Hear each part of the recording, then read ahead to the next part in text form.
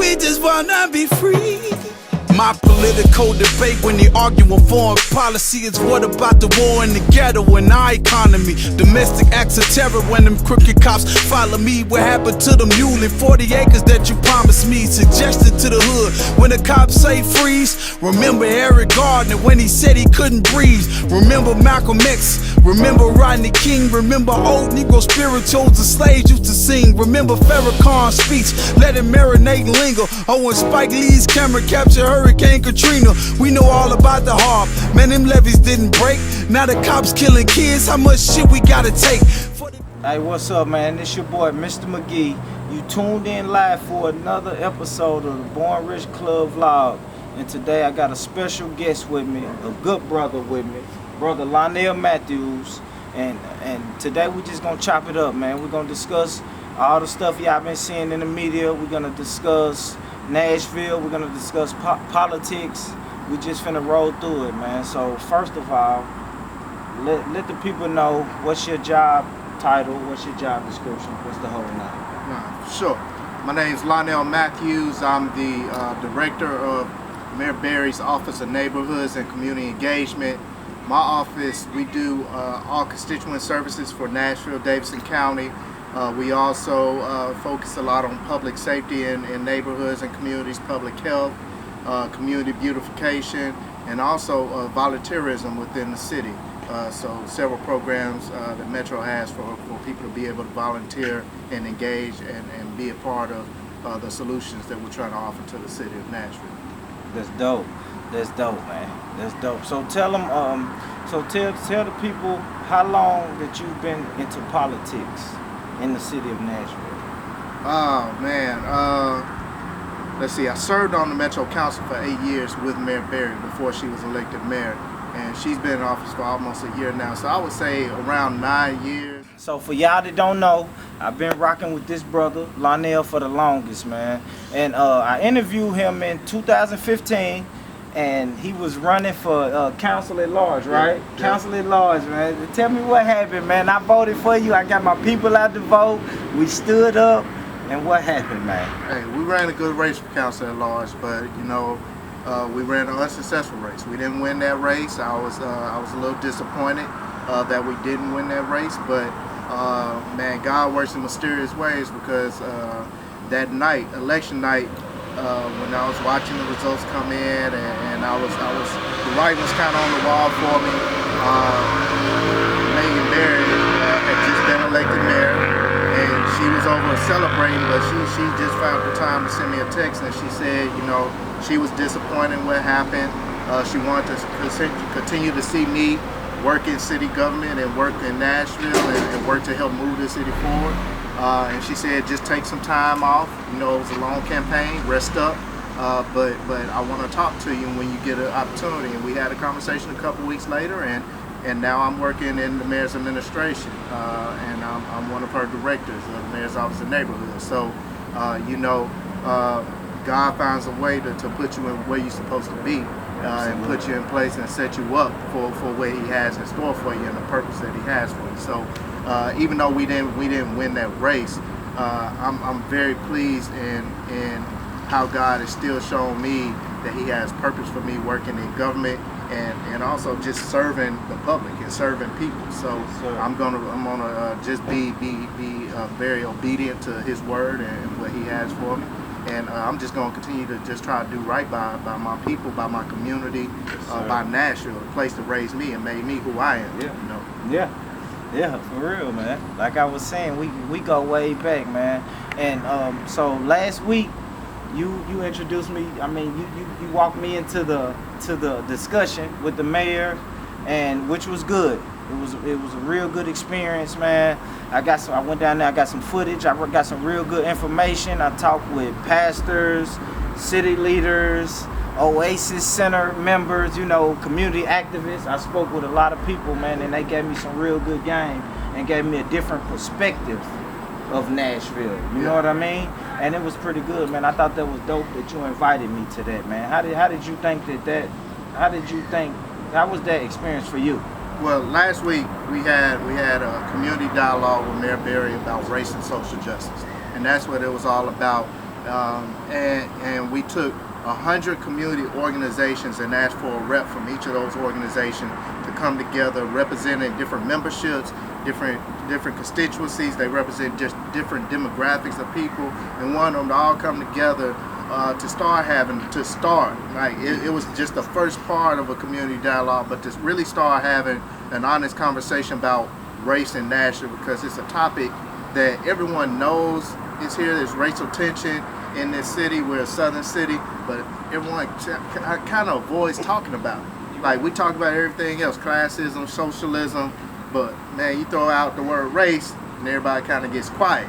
Yeah. And so we wanted to create a safe space for people to really be able to talk about that without being judged, without being ridiculed, rebutted, without people challenging their perceptions or beliefs, and just lay it all on the table so that we could begin to talk about how do we take the issue of race and racial prejudice and social and institutional racism, and how do we begin to eliminate some of those barriers so that everyone in our community could start to move forward. And so when we talked about 2 weeks ago and you expressed that you want to be part of the solution, Yes, sir. me being in the position I'm in and Mayor Berry giving me the ability to bring people to the table that haven't normally been at the table, I'm going to take you up on that. If you say you want to be part of the solution, anybody, then I'm going to pull you to the table and I'm going to hold you to that. Like, I'm going to be like, okay, you want to be a part of the solution, you're sitting at the table, now it's time to go to work.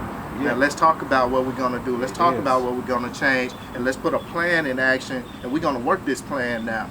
But we ain't gonna talk about it and say we doing this and doing that, and then people not see any effort to change. Yes, sir. Yes, sir. So September 10th is going to be the follow-up to that event, and September 10th is going to be a Music City Center downtown. We're making all the parking at the Music City Center garage free for everybody that want to come to the event. Won't want parking to be an issue.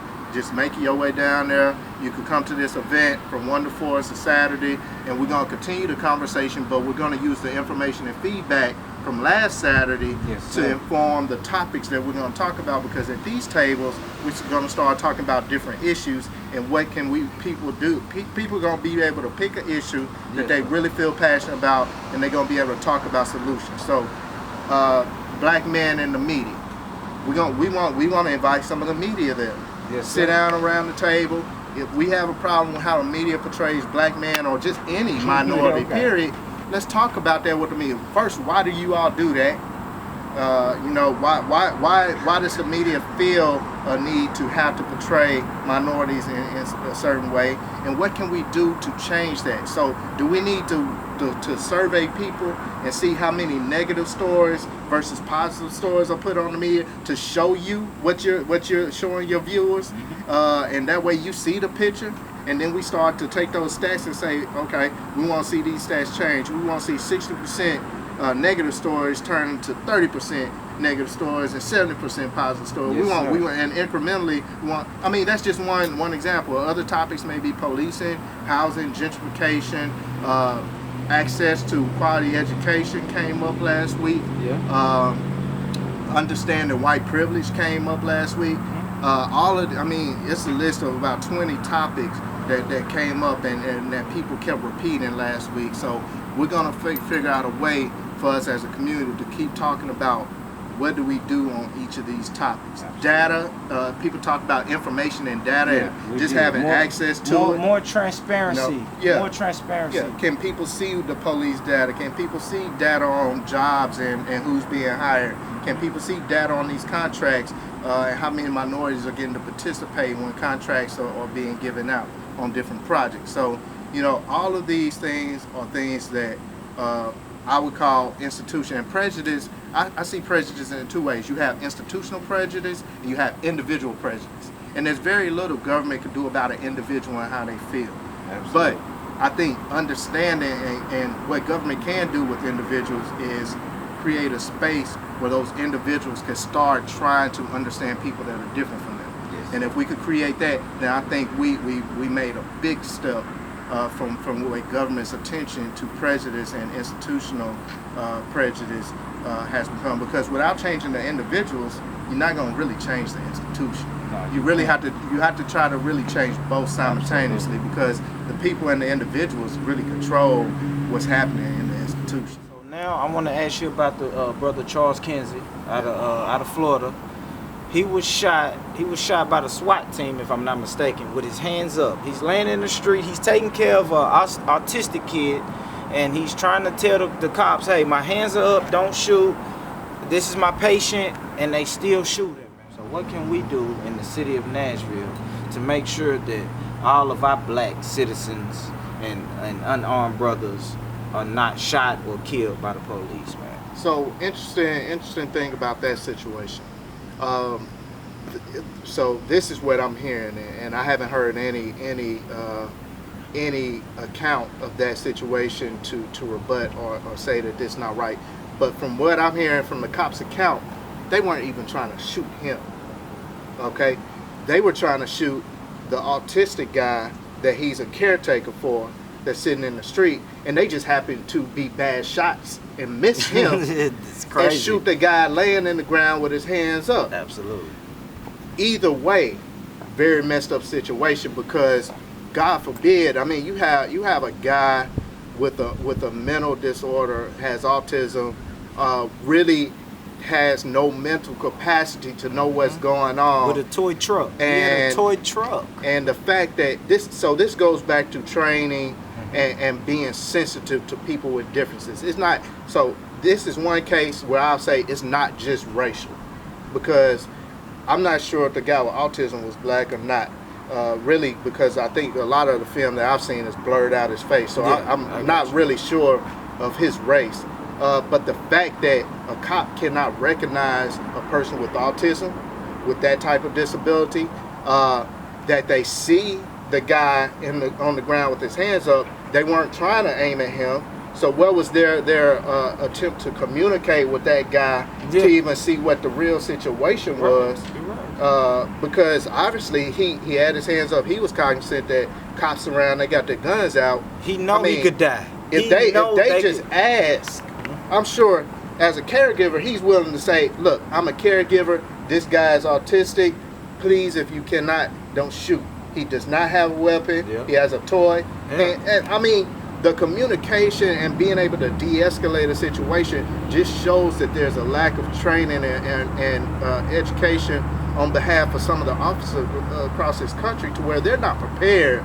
They're not really, in my opinion, qualified to be an officer with a badge and a gun and saying that they're protecting and serving our community. You're right. They're not qualified because they're not trained and they're not prepared and they don't have the tools and they're not equipped to do that job. And so, I mean, you had the Freddie Gray case and the prosecutor. The prosecutor dropped the last couple of cases because she explained that the law is not on the side of accountability of these officers. Exactly, man. And as long as the law is how it is, all the officers are going to walk for cases like that. So that's why I keep mentioning institutional prejudice. There are laws that have been put in place since black people were slaves. You know, since black people were not even thought of as citizens of this country and really thought of as less than human. Absolutely. And even though some laws have changed as a result of emancipation, civil rights, different eras that we've gone through, but not many laws have changed. The institutional prejudice that was ingrained in the founding of this nation is still present. And a lot of people recognize that, they acknowledge that, but very few people take the steps to really do something about that. And that's what we have to change. Marilyn Mosby, the prosecutor in Maryland, she said the right thing, and she was 100% correct that she couldn't effectively do her job because of how the laws are stated. Let me tell you my opinion, man. It's hard for her. She's a black face in a position under the umbrella of white supremacy. That's me. That's how I look at it. I mean, she is. I mean, she can't change the law. She can say, she's gonna say the right things for black people, and she's gonna try her best to do the right things for white people. But to me, she's just following orders that are given to her down from the top, and that's how I look at it. I'll challenge that because I know her husband personally, and knowing her husband and the type of person he is, I know that she was very authentic and even wanted, she asked for that case. She wanted to do something different for America. Yes, and she wanted that Yes, opportunity. And she took a lot of ridicule for that. Absolutely. And for her stance. But I mean, she had to be the face of it. it's not even the face. She stood on those steps and she called those press conferences, and she wanted black people to see that there were people inside of the criminal justice center that wanted to see the same accountability that we want to see on the streets. Absolutely. And there are people within that system that want that. We need. Do we control the system? No. No, that's the problem. And white, I do agree with you on white supremacy, on white privilege, but I do think that we need to find a way to hold others accountable for how that system is set up. We need to be very strategic on that, whether that's starting to get in their pockets and look at our economics locally and how we spend our dollars, and making sure that we spend our dollars amongst each other so that they feel the grunt of losing some of the economics that we pour into other communities, or whether it be getting to the polls and voting and getting people out of office that really don't need to be in there. I have a very close friend that is a Republican, and we had a conversation this past week, and we were talking about the governor's races coming up for Tennessee, and he made the statement, it's gonna be a Republican governor in Tennessee. That's just hands down how the land is laid here in Tennessee. That's how it works. And I mean, I wanted to challenge him, but I was like, man, I don't know if I can. You can. You know, really can. But I think that's only because of how we vote and the data that supports how we've been voting up until now. Now, we have the ability to sway any election. Not if every black person came and got registered to vote. Every black person is registered to vote right now. If they just went to the polls and voted, we could change any election. Any election. So you're saying, and then you're saying take that vote Democrat.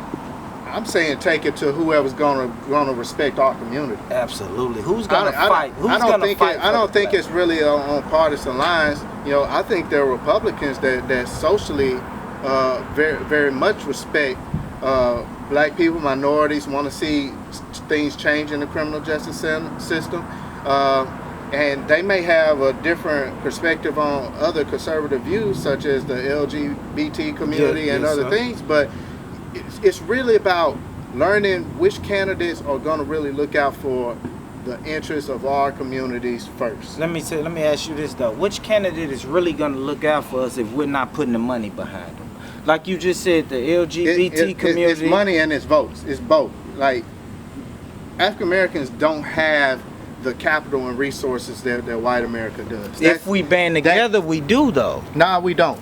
I mean, but we have spending power. White people have more of the population, a bigger percentage of the population, and they own a bigger percentage of the wealth in the country. So we don't have more money than the white majority right now. I mean, we could eventually, if we started recycling our dollars in our community, we may build it up. But we have the power of voting. Voting and economics, when it comes to politics, they really weigh the same. Yes, sir. So, and like I said, if black people come out to vote, we could sway any election.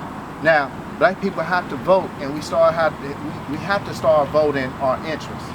So, in some recent elections last year, you saw a lot of candidates just spending money advertising in the black community or buying fish and giving out fish sandwiches. Give me an example. Give me one example. Man, I'm not going to call out any names, man. Well, don't bring it up. I'm not going to call out any names, but, man, I know you can't. I mean, it's people that do that, and it's black people that feed into that, and they fall into that trap, and they start just, oh, I'm gonna vote for them because, man, they had the nice article, nice advertising in the paper, or, man, look at that billboard I'm passing by every day. Instead of reading the paper and actually reading what they say and learning the character of that person. And voting the character. I mean, Martin Luther said, man, judge people by the content of their character, not by the color of their skin. That didn't go for just white people. That's black people too. We have to start judging our acquaintances and the people that we support in politics, outside of politics. I mean, it could be music, it could be television shows we watch. Content of character is how we have to start judging people. Even the people that we choose to hang around, we have to start judging the content of people's character. Because at the end of the day, that's how people are gonna judge us. Yes, sir. By the people that we associate with. I like that. So you know what? Everything you said that goes against my campaign that I've been pushing lately. Okay. I've been pushing. I've been hearing this a lot lately. I've been hearing my people, our black people saying, I hate Donald Trump and I really don't like Hillary. So I'm pushing my Why Vote 2016 campaign. That's the knowledge I'm spreading to these people. If you hate him and really don't like her, stay home. Stay home this year. Why? Don't stay home. Like if you, and I understand the argument. I mean, people feel some type of way about Hillary Clinton, Donald Trump. Man, no, look, you're voting for Hillary just because you don't want Trump in office. I don't care if you don't vote for either one, but go vote, because there's other offices, offices up for election on that ballot. It's not just president that's on that ballot. You have judges. You have judges on the. It was about 8 judges when I went to vote this past week. Retain or reject. And shoot, if you don't know those judges and what they do in their court, we talking about the criminal justice system. I mean, that should be the only thing that black people really going to vote for, if nothing else. I mean, I got you, low. I got you, low. But listen, ain't nothing changed in 400 years. It's been 400 years, low. Ain't nothing changed. How many times have you read and educated yourself on a judge that was on the ballot? I really haven't. I go out last names. What ethnicity or race is in the courts more than anybody else? It's the whites, of course. Whites in the courts? Oh no, in the court system, like going to court. No, you know, them black people and Hispanics, we know that. Why are we not reading up on these judges? I mean, we just go in there and we probably skip over them. We probably don't even read them because we don't understand or know they on the ballot. But we should. I mean, I don't care if you write Daffy Duck in for president. As long as you go to the polls, they still see that you push that button. So with the Born Rich Club, man, we all about solutions, man. I'm looking out for my people, our people, these black people, man. I'm talking about from the bottom to the top. We looking out for all black people, man. What are solutions, man? Because these people are tired of seeing these Alton Sterlings and Philando Castillos and stuff like that happen, man. What can we do to make sure black people get to the next level? Solutions. I need solutions. So a lot of people are talking about this. Of course, there's some movements about economic boycotts, and you know, I'm not a big fan of boycotting something.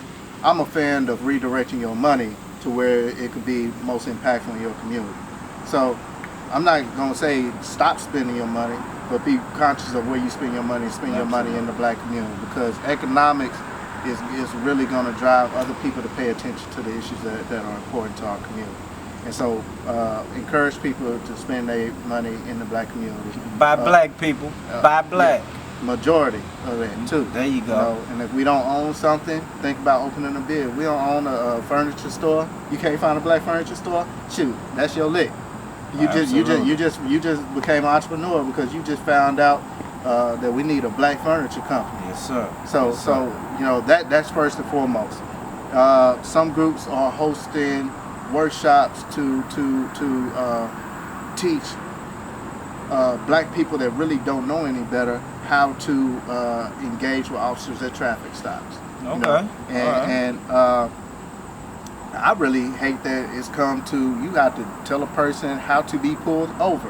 Yes, like sir. That sounds crazy, yeah. But when it comes down to having an attitude or lose your life, you know, yes, sir. Lose the attitude, just get through the traffic stop, lawyer up if you feel like you've been wrong, and handle it through the legal system. Speaking of legal system, okay. There are a lot of efforts to change policies at both the state, local level, and federal level. So find out what those efforts are, what laws people are trying to change, and help lobby different people to try to change those laws. These are your state representatives, your council people, your mayor, your governors. But find out, educate yourself on what level the law is, and lobby the right people on the right laws, because that's very important. A lot of people, when lobbying to try to change policy, waste their time talking to the wrong person about the wrong policy. For example, there is, and this has nothing to do with policing per se, but there was a rock quarry being proposed near the Old Hickory Dam. And so the Army Corps of Engineers, they control the dam, and a lot of people were contacting the mayor's office and my office in particular, asking why Army Corps of Engineer engine worker was transferred from that site because he voiced opposition to the rock quarry. Yeah. And I'm like, I don't know, because that's federal government. Like they don't report their employee HR stuff to us, and we have no way to access that. So just talk to the right people, because it'll seem like, you'll get frustrated as a person because it's gonna seem like people don't want to give you answers, but really that person don't have no answers to give you because you're not asking the right person. So ask the right questions and ask the right person. But get those laws changed.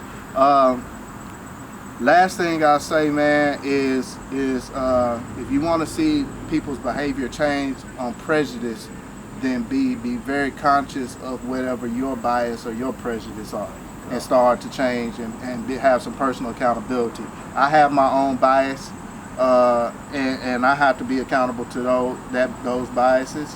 And I have to make sure that I'm doing whatever I can to change my behavior, or just open myself up to learn more about people that are different from me, because I want them to do the same and learn more about people that look like me. Yes, sir. And learn about our differences. So it goes both ways. Communication, relationships, is always a two-way street. It's never a one-way thing, and you can't expect other people to change their behavior if you're not willing to change yours. So personal accountability is number one. Yes, sir. So I've heard some conservatives say that the Black Lives Matter movement, they should be considered a terrorist group. What's your input on that, man? Do you rock with the Black Lives Matter group, or do you think it's a terrorist group? Black Lives Matter has done an excellent job of articulating what their movement is, why their movement is in place, and what they hope to accomplish. Sometimes they erode Black Lives Matter members that may get a little radical. Man, absolutely, we mad, brother. We are mad. The youth is mad, brother. But you ain't going out and threw no bottle bombs into no store. But I can't stop this 18-year-old brother. But look, who fed up with the system. That's any group. With cops, they're bad road cops. Yes, so sir. That doesn't take away from the legitimacy and the need for the Black Lives Matter movement. The best analogy I've heard is the house on the street. Every house on the street, if you go into a neighborhood, all those houses matter. But if one of those houses catch fire and the fire truck comes, you don't want the fire truck to pour water on all the houses because all of them matter. No, you want to put the water on the house that's on fire because that house needs it the most. Well, Black lives are on fire. I like that. We need the resources, we need the support, and we need the attention the most. And that's all that Black Lives Matter movement is. Another analogy I like to use is if you got a bunch of kids in the pool, now all them lives matter. Yes, sir. But shoot, if one of them drowning, you're not going to give every kid CPR. No, you're going to give CPR to that kid that's having the issue right then. And you're going to make sure that that kid is okay, while at the same time you got lifeguards watching over the other kids. But that kid is the one that needs CPR. Black people can't breathe. Black Lives Matter. That's all it is, man. So anybody that says otherwise, terrorist group, they at very least I'll just say they uneducated, uninformed, and a little ignorant. That's cool, man. That's cool. So when I interviewed you last time about a year ago, I had read an article in the Scene talking about Nashville's next mayor, question mark. So I can't let you go without asking you that, man. What are you gonna do in the future, man? We need a black mayor. I'm hoping you run. I don't know if you can tell me you're running, or I don't know if you're even thinking about running right now, but I hope you run. But is mayor on the table for you? Man, I'm not thinking about running right now. I really love what I'm doing. Mayor Berry has given me a great opportunity. She's really put me in a position to help a lot of people, and I want to take full advantage of that opportunity. Will I ever run for mayor? It's not off the table for me. You know, if the opportunity and the timing was right in my life, then I would consider it. But right now, I'm just happy doing what I'm doing. I'm working for a mayor. I'm learning everything that a mayor gets to do. I get to see it every day, and I quite frankly think that I have the opportunity to be tutored and taught by one of the best mayors that this city is ever going to see, in Mayor Berry. So I'm just thankful for the opportunity to be able to learn the ins and outs of what it takes to be a mayor. And should that opportunity come my way one day, who knows? But I'm just going to do whatever I can to make sure that my community is better at the end of the day. And that's every day that I wake up, that's my goal. Whether it be doing something for my kids to push them, doing something for other kids to push them, doing something to change the education in my community or change the resources and services that people in my community have.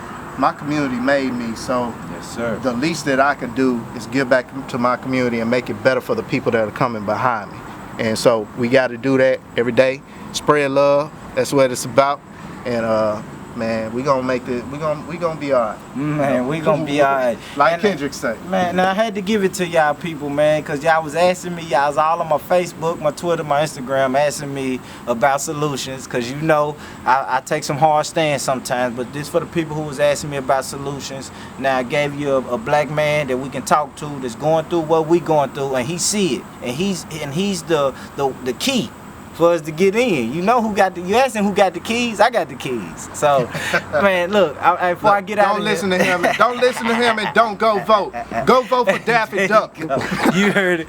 Vote Daffy Duck. That's the movement. My brother. So tell them, brother, how can they get in touch with you, man? If they want to follow your career, how can they get in touch with you? You can get in touch with me at the office, 615-862-6000. You can find me on Facebook. I have 5,000 friends, so they tell me I can't accept anymore, but you know, like my page is public. You can see everything I post. I ain't got nothing to hide from nobody. I am who I am. That's who I'm gonna always be. You can find me on Twitter at Inspire with LM, and on Instagram at Inspire with Lonnell. Man, and there it is, man. There you have it, man. You've been tuned into another episode of Born Rich Club Vlog, man. I'm telling you, I'm bringing you the exclusives. I'm bringing you solutions. And y'all stay black, man. Y'all do what y'all do. I'm out. This your boy, Mr. McGee, and I want all my people to go out and support the hottest custom apparel brand in the country right now. That's Hustler's Ambition. This beautiful sister is doing her thing with the custom-made tank tops, the shirts, the shorts, and the sweats. Her summer line is crazy, so I know the fall line is gonna be lit. I want y'all to support this beautiful sister. You can contact her at 615-601-0745. 615-601-0745. Support this beautiful sister and support black business.